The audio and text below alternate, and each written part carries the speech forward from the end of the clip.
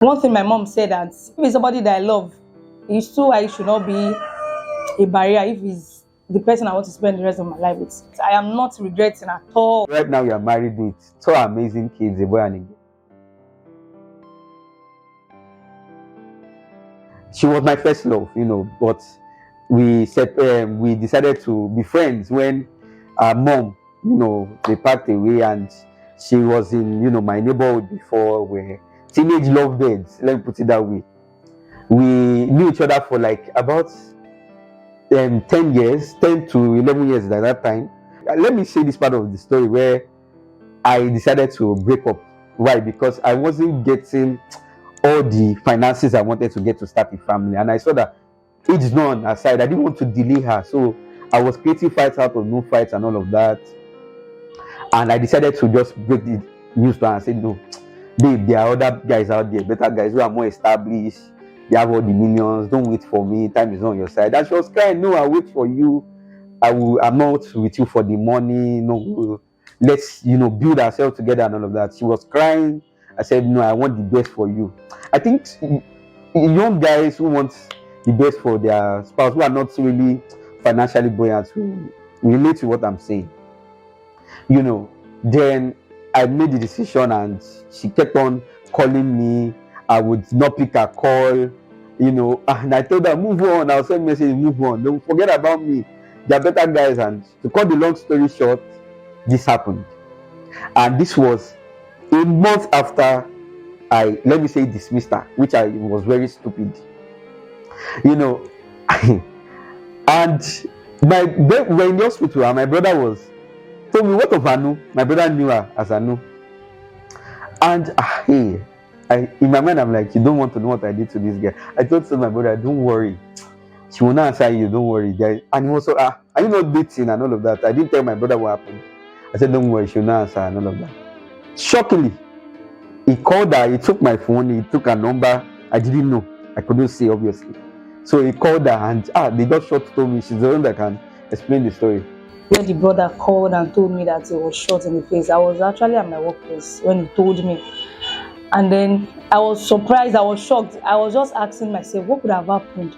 Because I know him to be a quiet person. He doesn't fight.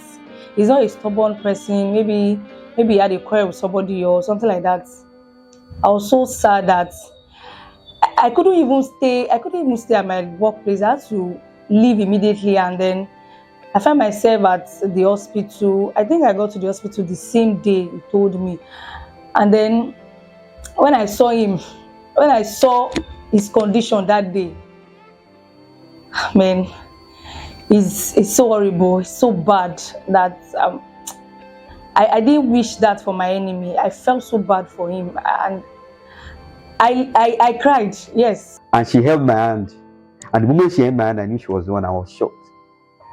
And these were my exact words. I said, why are you here? Not after what I did to you.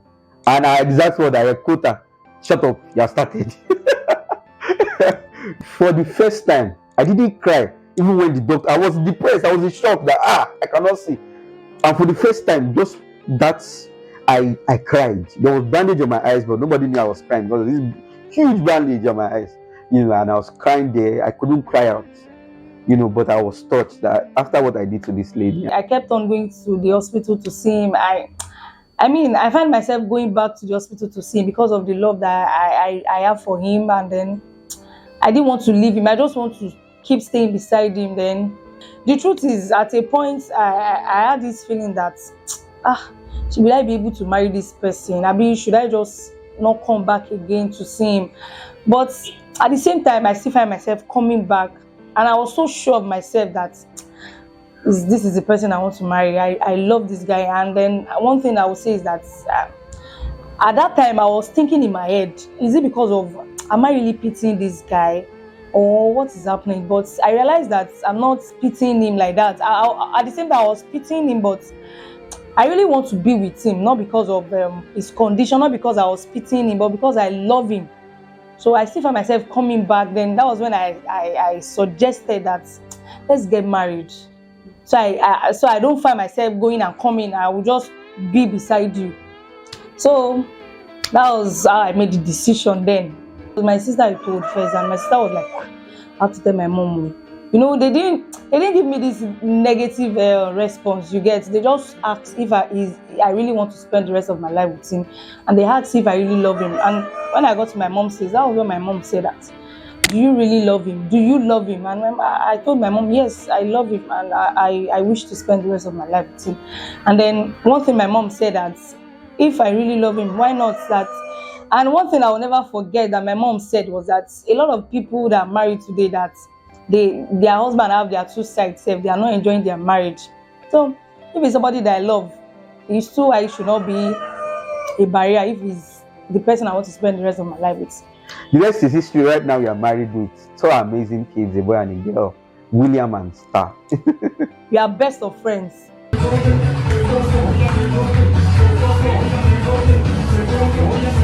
So I am not regretting at all. I am not regretting, even though marriage is not every time.